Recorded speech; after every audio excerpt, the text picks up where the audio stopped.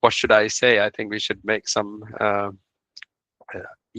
recommendations to the government to stop them. Again, the thing is why it is not done is perhaps because it is not something you're taking on a daily basis, right? So when someone gets sick, really, well, in this country, you get these cough syrups which don't have any alcohol in them. I know it is used as a base in many countries, but you might as well find something which does not have alcohol or give sufficient time. And if it is a viral infection, just like in my case, viral flu, it will disappear over time by its self-limiting disease. So you don't have to worry about that. Well, excellent question, both Sandeep and Madiha. Last question I have is from Mustafa Akmal. If Oh, Mustafa is asking, if DNA repair mechanism exists, why do carcinogen-induced mutations still accumulate and lead to cancer? Mustafa, excellent question. I'm very impressed with this cohort of students, if you are a student, and my apologies if you are a faculty. Basically, the repair mechanism do exist, but as you would appreciate in the subsequent lectures, we have changes.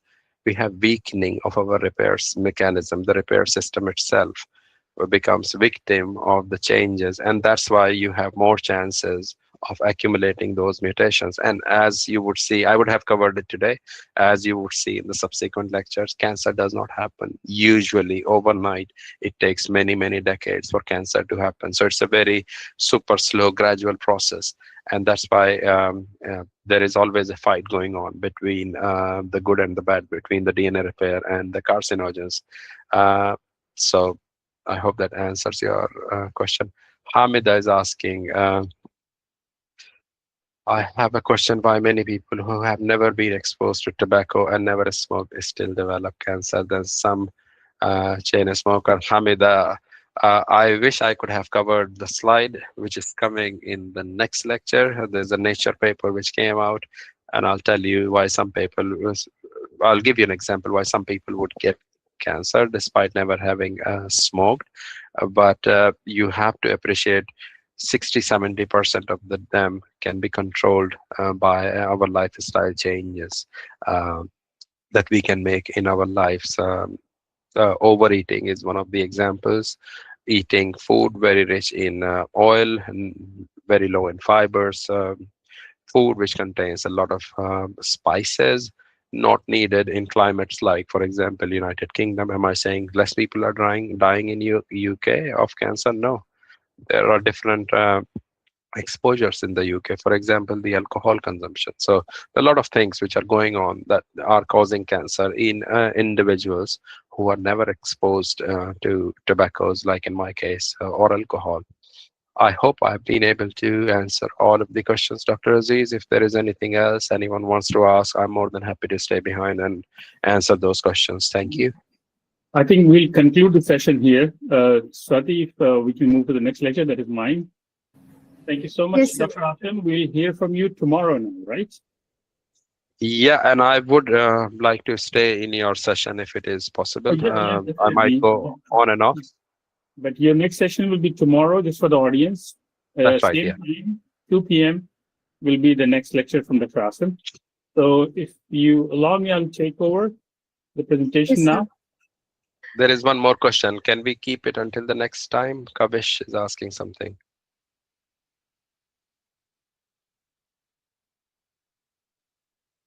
Well, can you hear me? Yes, sir.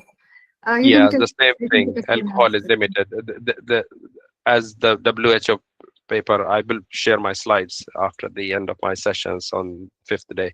The damage starts with the first drop, so they may change the guidelines, and actually there may not be any alcohol in future cough syrups. Thank you.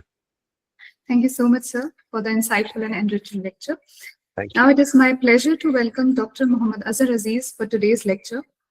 Dr. Aziz is a molecular biologist and cancer researcher with extensive international experience and strong expertise in multiomics, precision oncology, colorectal cancer research. He will be speaking on multiomics approach for identifying the cancer drug target. Over to you, sir. All right. Thank you, Swati, for introducing and moderating the session. I hope I'm audible and visible to all of you and my slides as well. Yes, sir. Okay. So thank you so much, Dr. Asim, once again for doing the groundwork for me. So that was a very classical textbook stuff that we all could refresh or learn because we have got audience from different stages. Now I will take you to a different journey where we are talking about cancer, more about the problems that we are facing in terms of cancer. We all acknowledge from the incidence as well as the mortality that it is a big problem, no doubt about that. But what are we going to do about it? So I have put my outline in these questions. First of all, I'll be talking, as the title says, it's about multiomics. So I'll be going through explaining what is multiomics. Then we'll be talking about the cancer drug targets. That's the whole theme of this course. And why we are talking about these drug targets? Because the traditional cancer therapies fail. We do see a lot of people getting cured, but in essence, they have failed mostly than being successful. So that's why we call them as failed. Now, we have got advancements for the past several decades, and we're talking about targeted therapies. Still, we are unable to make any difference in the life of the patients who have got metastasis or advanced cancer. So why even targeted therapies haven't made significant improvement? Now, the multiomics that we introduce, is it going to be the panacea? Is it going to be the solution for all these problems? Let's see that. And then why are we going to take this approach for identifying cancer drug targets? And finally, we'll be seeing whether it is a feasible strategy or just a kind of whims and fancies where we can do this, do that. No, whether it is really feasible in terms of implementation. So it will be more of erasing some of the stuff that you know already. You might be knowing that a mutation causes cancer. You might be knowing that a particular gene expression causes cancer. So probably that will be erased and it will be rewritten by the concept of multiomics. So a very basic question which hinges on the whole concept is, how do we define a cell? Is it, what is a cell? Is it just one molecule that is defining it? Or is it more than one molecules? The answer, simple answer is yes, there are more than one molecules that are defining a cell. So when a cell is defined by multiple molecules, we also talk about multi-omics. Omics means when we are studying a particular molecule in a high throughput manner. So if it is DNA, we call it genomics because we are studying the gene level, but at the high throughput means we are trying to have a comprehensive overview of the entire genes that we know of, the entire DNA that we know. Epigenomics, similarly, epigenome is the modifications and alterations in the DNA, whether it be methylation. And when we study it at the comprehensively large scale, high throughput, global landscape, we call it epigenomics. Transcriptomics, when we're talking about the RNA. Proteomics, when we're talking about the protein. Metabolomics, when we're talking about the metabolites. And this all together can lead to finding the biological phenotype, because this is all that they're interacting with each other. It's not just one gene, it's not just one protein, it's not just one RNA. Rather, it's a combination of all these that defines the cell. This is the eraser that I'm trying to use, that don't think about a cell as just one particular thing that is deciding its fate, because this has been very strongly propounded that DNA is the blueprint of life. DNA does everything. DNA is going to be, if we fix the DNA, we are going to be fixing the cell. So it has been like this. So people just focused on one particular molecule, which was DNA. And roughly 2 decades ago, people were thinking about mutations as the sole drivers of cancer. P53 mutations found, but what next? BRCA1 mutations found, but what next? So this was the concept that if we fix the DNA, everything rest downstream would be fixed as well. There was another group in Amsterdam which said that no, DNA is the blueprint, but actually it gets transcribed. So we should be looking into the messages that are actually translating into protein, and if we fix those, then probably we got the key. So they were focusing on the RNA alone. So they did a lot of differential expressions, like if we downregulate this gene, if we upregulate this gene, we take the tumor suppressors and gene, if it is altered, we increase its expression. If we know an oncogene, which means it's a cancer driver, we try to silence it, bring down the expression, and then we can fix it. But that was too focused, and we did not have many success stories there. Then these two fields, DNA and RNA, they were fortunate that technology advanced so much that they were able to sequence every nucleotide. What you just heard in Dr. Hobson's lecture. Now we have the capacity to sequence the entire 3 billion bases in a human genome with accuracy, and we can know if there is even a single point mutation, what's going on there. Similarly, for the RNA level, we have got the RNA-seq techniques, which can give you an overview of all the genes, including the alternatively spliced isoforms. If there is any difficult term that you find that should be explained, you can note it down and go through it, or you can even post it in the questions, and I'll be happy to explain that as well. Protein people, they were a bit less fortunate because the accelerated discoveries in proteomics is still waiting to dawn. So there's still a mass spec-based studies and some NMR studies that they're using for global proteome analysis, but it's not at the scale at which we are doing with the nucleic acids. But they were still saying that protein are the functional molecules. So why, if we are able to fix these functional molecules, which are the actual players, which are the actual molecules which are doing the job, we will be able to fix the cancer cell. But as you can understand that this is not the case. Cell is complete with all these different molecules, right? So with that, the cancer research problem may be similar to a story which I often tell in all my lectures. It's about an elephant that walked into a village of blind people. So I'm sure many of you would have heard this story, but I would say that again to put things in perspective, that once an elephant walked into a village of blind people. And when they heard something, the thumping, they wanted to see what it is. And since they were blind, so they were able to only touch or see a part of it. And next morning, they all sat down and started discussing what is it that is in our village. So everybody has got their own description of the elephant.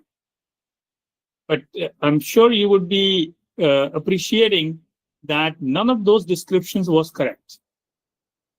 So now tie it up with my previous slide. People who are looking at the cancer cell and trying to say that DNA is the problem in the cancer cell, RNA is the problem in the cancer cell, protein is the problem in the cancer cell, are they providing the full picture?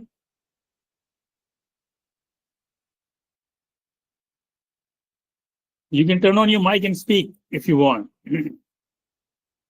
Otherwise, the simple answer is that what we are seeing here as an elephant is a combination of all those factors, whether it be the rope or the tree or trunk or like a serpent, like trunk of the elephant. They are all when we combine them together, they will be able to explain the elephant. And that's what the concept of multi-omics is. We are trying to use different omics, put them together, and explain what a cancer cell is, so that we can find the right targets. I'll come to. So cancer research problem could be like a jigsaw puzzle where we have to put together the genomics, transcriptomics, proteomics, metabolomics, and these are not the only omics. There are many other molecules that are involved, so that also need to be factored in. for creating the picture of a cancer cell. But so far, what we have been doing is we were looking at the cancer like a cuboid. So somebody is looking at one surface and they're saying that this is genomics. So I think now this view is shattered because we are seeing a lot of literature coming up, which is involving multiomics and longitudinal analyses, which means that one person is being tested for multiple things. I'll be showing you in my subsequent slides that people are already advancing into using multiomics for finding targets, for finding cures, for finding biomarkers, etc. So we know that now we say that DNA, RNA, protein, and metabolites, but even within the DNA, the genes, they are not working alone. You all might be familiar with the pathways, the networks. So in cancer, networks are even more complex. They crosstalk with each other. That's how they find new ways to survive. That's how they are smart enough to even beat the drugs that are going to kill them. And that's what is being reflected in the cancer resistance, the drug resistance, or the recurrence of the cancer, because they are learning new ways, because they are talking to each other, they are communicating with each other, that what is the best possible strategy to survive. So this is the hallmark of the cancer from year 2000. And then as we get to know more, you can see that the hallmarks have increased. There are more hallmarks of cancer. So there are more factors that are defining cancer. And cancer networks look like something like this. If you read my paper, we do a lot of computational analysis where each gene is connected with several other genes. There are crosstalk among the pathways. So that's why we need to look at the problem of cancer from a very interconnected perspective, that it's not single thing, rather it's a multifactorial problem. And as it was being discussed in the last lecture, there are, apart from the cells themselves, there are environmental effects, there are dietary effects, there are lifestyle effects that are also making us prone to develop cancer, or they are deciding upon the drug response or the progression of the disease. So that's why we call that cancer the systems biology disease. Systems biology is, it's a system that we need to understand. We can't see it in isolation. Cancer is a system that's thriving within a human body. And to remove it or to kill it or to defeat it, we need to understand the system. And you can see here the clouds. There are different ways that cancer is affecting. There are metabolic effects, there's the loss of hunger. So a patient who's affected with cancer, they lose their appetite. They don't eat. When they don't eat, their immune system and their physical strength goes down, that make them prone to infection. And sometimes they even die of those infections. Forget about the cancer. They're dying of the chemotherapy itself, which is introducing all these factors. Obesity and physical activity, just mentioned, it's one of the causal factors. Circadian clocks, people disrupting their lifestyle in terms of the night sleep or sleeping patterns. This has been also one of the factors that is causing cancer or making cancer worse. Apart from these hallmarks that are available, that are well known and evidence to be associated with cancer, I'm not going through all of them. I can provide, because these slides will be available for you, and they all, each one of them can be a complete lecture in itself. But I want to just give you an overview for you to appreciate that cancer is a systems biology disease, and we need to think in the multifactorial manner. This is the first lecture and the first day. We are trying to make it simple, and then we'll go in a more focused manner in addressing this cancer target problem. Again, this is because the classroom is from UK, and the tube there, the tube map is something like that. I was traveling in London, and I learned how to hop on and hop off at these junctions. So there are junctions in the tube line, which is like the metro in India. So you need to know which train is going where, and then you need to know where to hop on or hop off to reach your destination. And the cancer cells also does the same. They have got different pathways. Here, the cell cycle pathway, which is given in the red. Then you have got the DNA damage pathway. They have got the nutrient sensor in the blue, and there's anti-neoplastic defenses there. So cancer cells, they understand all this, hack these pathways for them to survive. Right? So in the yellow circle that you're seeing, these are the cellular processes, and the green ones are the oncogenes which are driving the cancer, and the tumor suppressors are given in the red. So there are protectors as well as the destroyers, and the cancer cell understand this whole mechanism to overtake and drive the cell growth, uncontrolled cell growth. So now let's think about the targets that is the topic of this course, that if we are able to look at this entire cancer cell from multi-omics perspective, what is the benefit? So for that, I have given you here a jigsaw puzzle. I ask you that, can you find a target here that can help you in going from one bank of the river to the other? Can you do that? Again, the answer will be no, unless you have the full picture. You have to put the picture together to know, yes, this is the target that I want to employ for going from one bank to the other. If we don't have the full picture, there is no way that we can identify the targets. The similar strategy is now being applied in case of the cancer research, that we need to have the full picture to find the right targets. And I'll be explaining that more in my subsequent slides.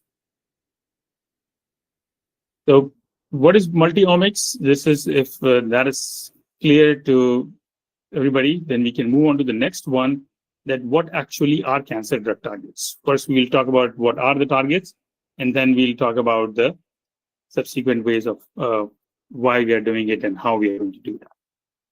So there are different approaches in cancer therapy. You might be familiar with that, so I'll be a little fast in this. There's surgery, which remains mostly the first option if it is possible. Radiation is there, and it also depends on the organ that is affected, plus it also depends on the stage of the disease, that what are we going to do. Sometimes there's a combination of these therapies that are employed. Then we have got the chemotherapy. So we have got multiple drugs that are available in the market, oxaliplatin, paclitaxel, 5-fluorouracil. But these are chemotherapies are, just remember this, that they are all systemic. I'll show you in the next slide what are their targets. Actually, they have no targets, except that they are targeting the rapidly proliferating cells. But then we also got in the recent past the targeted therapy. So we were able to identify, based on those focused research on mutations or gene expressions or protein level modifications, we were able to find out the targets. HER2, VEGF receptor for the angiogenesis, and Claudin and other things. And the latest one that is on the horizon and that has been very promising is the immunotherapy. So we are also talking about immunotherapy, which is targeted, which is trying to target certain proteins and or train the immune system of the human body so that they can fight the cancer on their own. So all these approaches are available, but still the statistics are this one. So in case of when we're talking about the targets for chemotherapy, they are the proliferating cells. So any cell that is proliferating rapidly would be targeted by the chemotherapy. It could be an alkylating agent, which induces cross-links in DNA and subsequent apoptosis.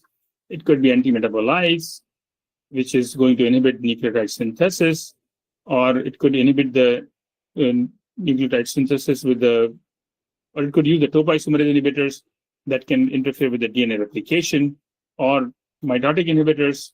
So they are all going to check the rapidly dividing cells, and that's why there are side effects. The one that Dr. Hassan told, side effects because the epithelial cells that are rapidly dividing the gut or the scalp, they all get affected. People get bald after the chemotherapy because there's hair loss, there's diarrhea, and there's anemia.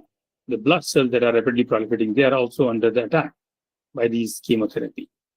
Right? So we get bone marrow producing the blood cells, or GI epithelium or the hair follicles. They are all rapidly proliferating cells. So they also get unnecessarily affected.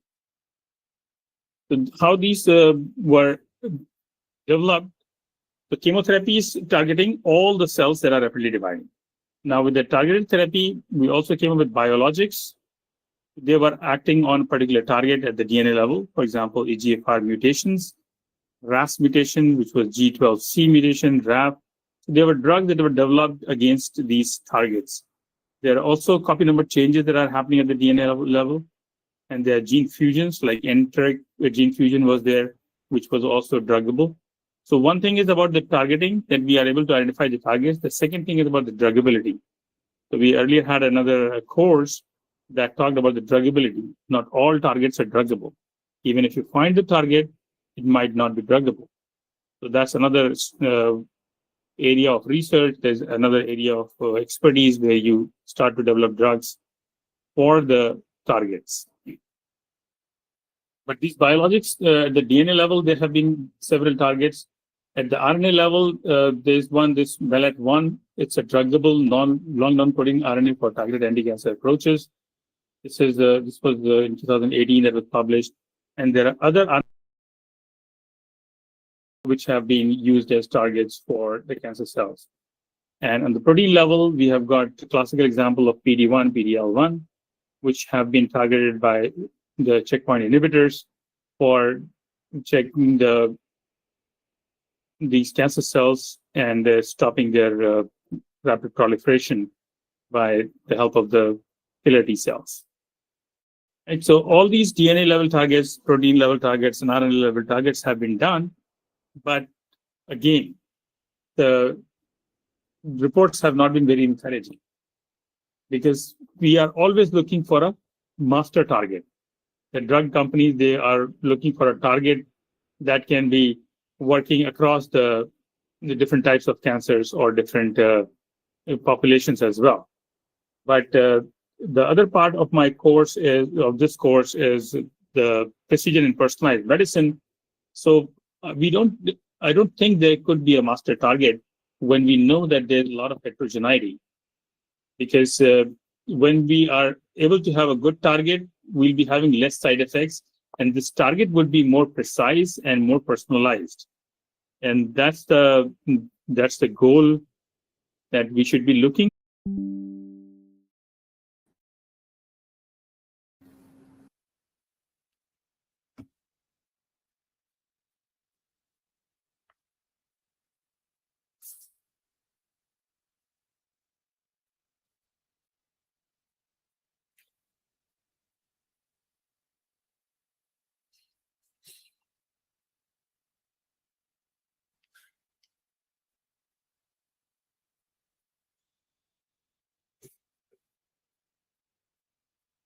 Okay, so Dr. Aziz is here with us. I request him to continue.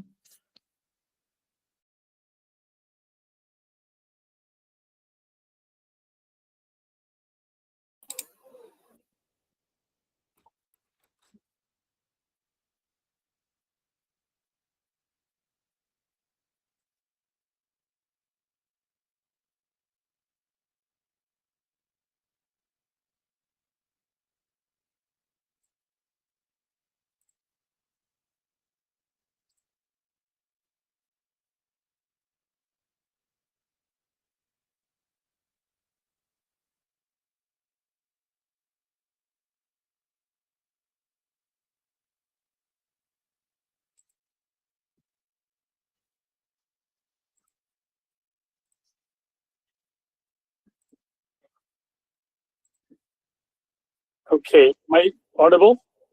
Yes, yes, you are. Okay, so I don't know where I start. Can somebody tell me where I start?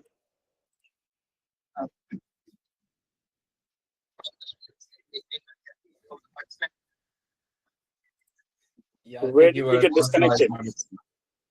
I think you were at personalized medicine, showing that target board, Dr. Aziz. Yeah, this one, the good target is equal to less side effects. I think that's where you stopped. Okay. All right. So I was even not knowing that I have been stopped by this brutal internet. You can appreciate that how we are still a third world country. We are still so bad in our infrastructure. Sorry to say that, but it is although I had taken a dedicated internet connection for this particular reason, but still it got lost. Don't worry, it can happen anywhere. Okay, so let's get back to this. And the good target was going to give us less side effects, because definitely when we have got the right target and the right molecule, probably we'll be able to minimize the side effects due to its off-target effects. So if we understand the cancer drug targets, we were talking about why traditional cancer therapies fail, because it's like a poison that is going to kill all the rapidly dividing cell. So they kill the normal cells, which are rapidly dividing, as well as the cancer cells, which are also rapidly dividing. So another problem is that one-size-fits-all approach would not work, because we have got different genetic makeup, we have got different lifestyle, we have got different way of even treatments. So whatever works in one place may not be working in other places. And that's something that I would like you to appreciate for understanding the concept of precision and personalized medicine, that we can't treat everybody with the same yardstick, right? So if you can see at this graph, there is, this is about the incidence, and the incidence of prostate cancer in North and South America, as well as Africa and Europe, they are all painted in green, which means they are having prostate as the highest incidence among the males. But if you go to the Gulf region, probably colorectal is taking up. This is the predominant factor, predominant type of cancer that they must be putting their money on. If you come to Asia, it's the lung that's creating a bigger problem. So there are different types. This is all incidence in male, and then the bottom panel, you can see the incidence female, which is mostly breast cancer. But still, if you look at China, it is having lung as the most highest incidence cancer, even among the females. And if you look at the mortality, it's even more heterogeneous. So somewhere people are dying of lung, even though there is prostate as the highest incidence. And then in India, if you look at that, there's lip and oral cavity. This is taking up most of the lives. And if you talk about the parts of Africa and the Gulf region, they have having the liver cancer as well as the colorectal, which are taking more priorities. So the point is that it's pretty heterogeneous in terms of the population, in terms of the patient. So we need to understand each and every patient and its individuality. So every patient has to be looked upon as an individual for whom we have to find the right target by using the multi-omics approach, and then do the treatments. And it's not science fiction, it is being done. I'll show you recent. And this is another slide inspired by the tube system of the London, where we have got the complexity. I think we talked about this, right? Yeah. So this is about the complete. Okay. You did, Dr. Aziz. Okay. So I'm reading from Voltaire that when he suffered from a smallpox, he wrote in a letter to Baron de Breteuil that the diseases that afflict us are as different as the features on our faces. So every human being is different. We don't know how to what to do with that information, but yes, we are gradually picking up with the help of technology and other things. So it's telling us the uniqueness of each patient's tumor. Now the question is how to characterize an individual, how to put money and efforts in characterizing an individual. But now the longitudinal analyses are coming up because data collection is becoming easier. So still it's a big challenge, and we are still trying to work out on how we can characterize an individual and find out the targets using the multi-omics analysis. And especially when so many clinical trials, almost all of them, they are talking about statistics, that in a pool of, say, 100 patients in phase 1 trial, these many survived, these many died, so this therapy worked, this therapy does not work, overshadowing the fact that some of them survived. So if we stop looking at this population of cancer patients as a cohort or as a group, rather if we are able to see them as a single individual, probably the chances would be better that we are able to improve the lives in a better way.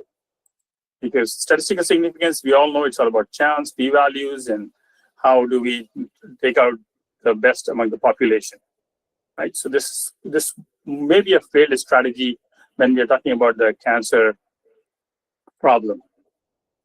So we have covered what is multi-omics, what are cancer drug targets, and why traditional cancer therapies fail. Because mostly we don't have the right targets. They were based on the particular molecule, and because we don't acknowledge the heterogeneity, or even if we acknowledge, we don't know how to deal with that. So now we already talked about some targeted therapies that are available, but they have not made significant improvement. The answer I can tell you right here is because we have not looked upon them in a complete picture like we were talking about the elephant. We were just touching the bases there. So the targets that were identified, they were working in isolation. They were working upon a particular molecule, DNA, RNA, or protein separately, and they were trying to explain the elephant from their own perspective. They overlooked that there are interconnected signaling pathways. They did not have the incomplete context, and definitely the racial differences played a role in making things even more complex. So, but the pharma companies and the thing that can make an economic sense, there is always a quest to find a common target that can work in a large population of patients. Like paracetamol, you take it and you get relief of your headache. But in cancer, unfortunately, this does not look like it's going to be, because we have tested 5-fluorouracil for nearly 4 or 5 decades, if I'm not wrong. And still the outcome is the same dismal pattern, especially in case of the advanced stages. Plus, the way we are testing these targets, we cannot just jump onto the human beings. We have to go through these preclinical models.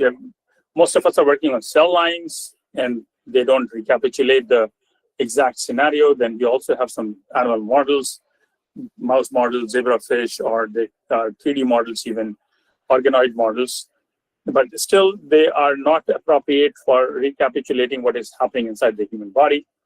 So that's why the attrition rate of the drugs is quite high when we move from preclinical to clinical and subsequent stages. So target validation models are also inaccurate. And here I would like to make a point that that's why we are working on patient-derived organoids.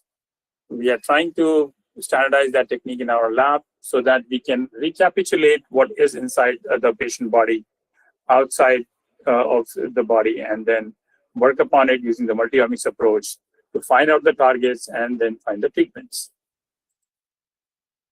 Next problem is the moving targets.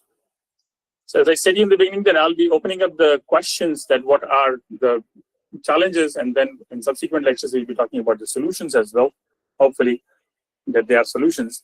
So another problem is moving targets. As the disease progresses, the molecular targets are changing. If you look at this, this diagram, this is the normal epithelium, and it's about the colorectal cancer. In the initial stages, the first stage is taken by the different pathways, 2 different pathways by which colorectal cancer progresses.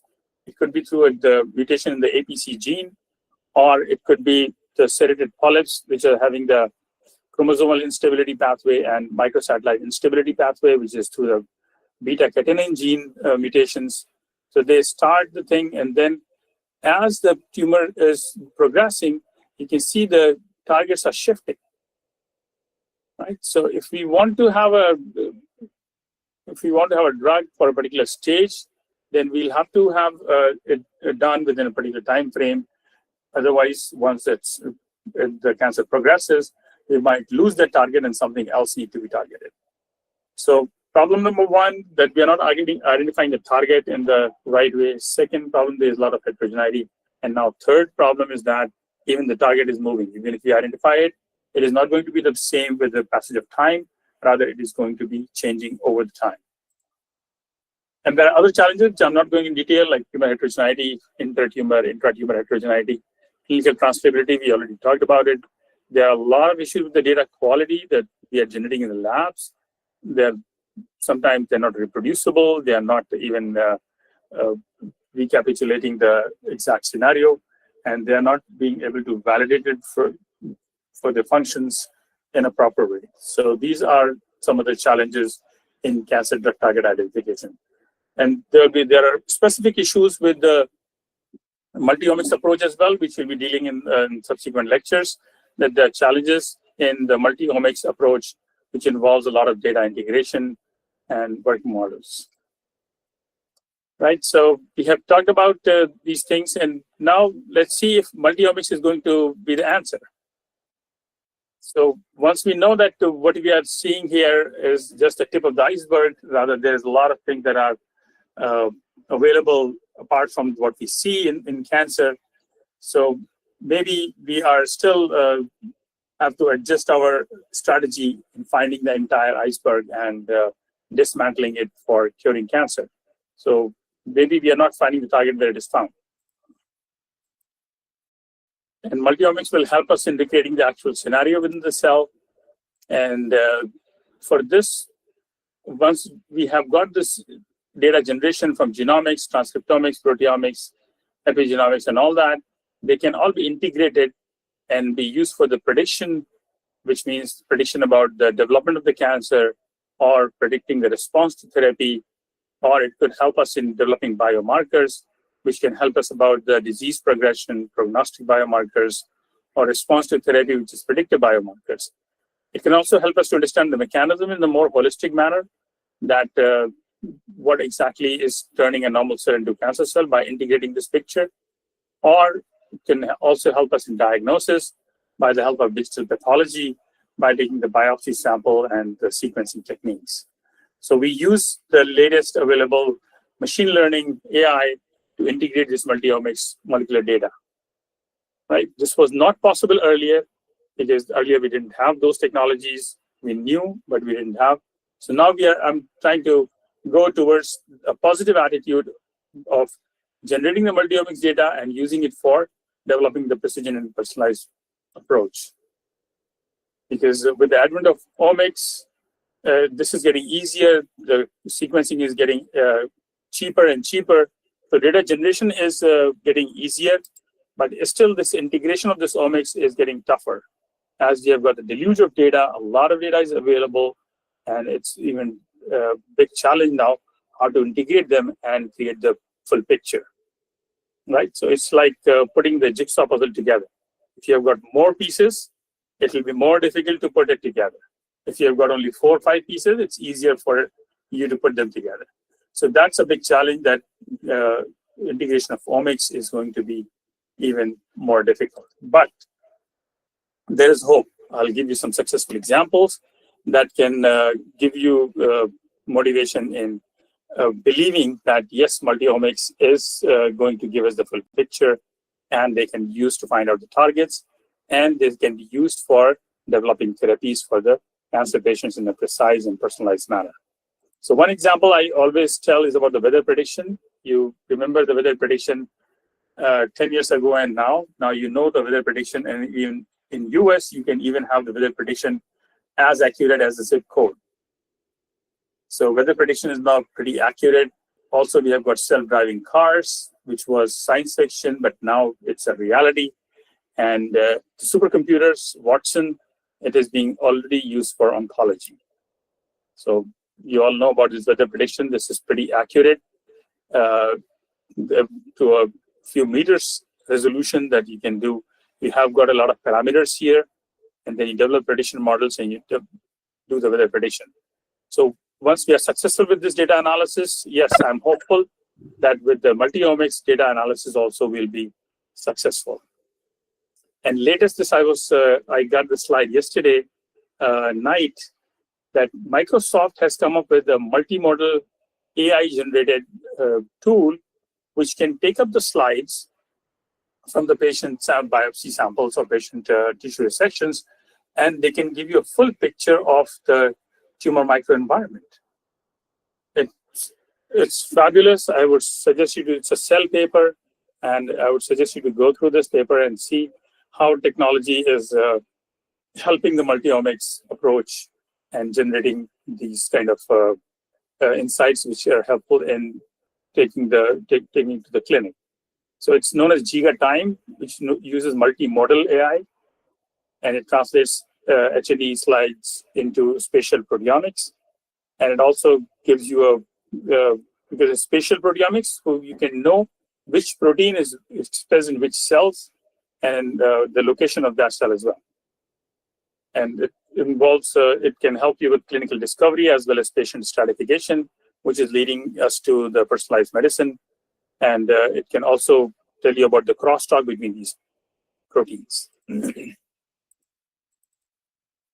And people have already started. As I said to you, we are still lagging behind. I met this guy, Patrick Chong, and he is having his own company, Nant Health, which are already taking the tissue biopsy, doing the histology, integrating all these proteomics, genomics, and in the transcriptomics as well. They have not done metabolomics so far. I don't know why, but they come up with the pathway analysis, and they provide the physician with the personalized targets report, so that we can work on which drugs will be working on which patients and which drugs will not work. And I think all of you may be familiar with the KRAS story. We know that which drugs are going to work with KRAS wild-type mutations and which drugs are not going to work with KRAS mutants. So we'll talk about these pathways in detail in subsequent lectures. But Nantomics this is the tool that they are commercializing, GPS Cancer, that is available for the clinicians to find out the targets for one single individual patient. This is not about the cohort, this is not about the group, this is about one particular patient. Based on its own genetic landscape, protein landscape, and the RNA landscape, they are able to integrate and give their targets to the physicians. So with that, I think I can take that. Is it a feasible strategy? Yes, it is a feasible strategy. And we are going to work more on it. So how do we do it? I'll show you in tomorrow's lectures that what we have done so far and what we are going to, how we are trying to integrate information from different parts and work together and develop this approach.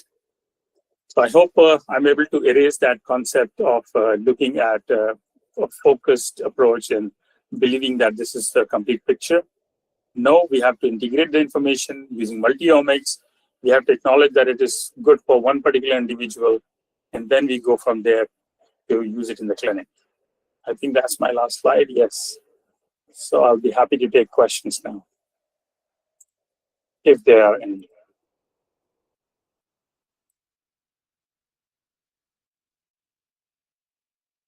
Okay.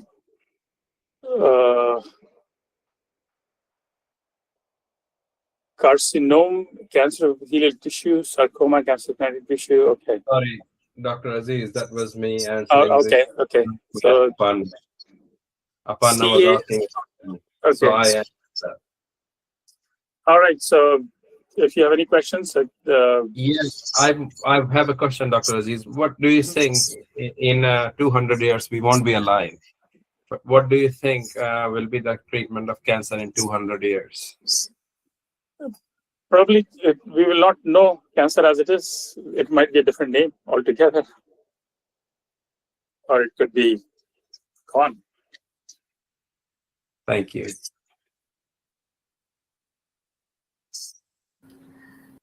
Thank you very much, sir, for this thought-provoking session. The session is now open for discussion or any question and answer. All right. If not, you all have the contact details. You have the email address. You can shoot your questions through the email, and or you can keep it for tomorrow. Tomorrow we start again at 11 a.m. And So we have one question. okay, Madiha, can we target the process for ribosome biogenesis for cancer drugs as the process of ribosome production is increasing in cancer cells? Absolutely, yes. There are multiple ways that we can target the cancer cells, but again, don't think that this is the only target, unless we have covered all grounds to arrive at a common target. So ribosome production, definitely, it's going to aid in, because cancer cells will be needing more protein small building materials, so it could be one of the targets. But that's not going to be applicable for all types of cancer, for all type of patients. No, they could not be a master target for the entire population. If I can also add, Madiha, Dr. Aziz, that there are companies, top biopharmaceuticals in United Kingdom and US who are developing inhibitors of a specific component of ribosome. But as you rightly alluded, Dr. Aziz, the problem is always going to be selectivity and side effects, because it's very difficult to identify patients who will respond to these therapies better than the others. So there will always be side effects of these therapies, which sometimes get lost unless it is a SAE, which is severe adverse effect, that blocks it, that terminates a clinical trial straight away. No pharmaceutical industry wants that.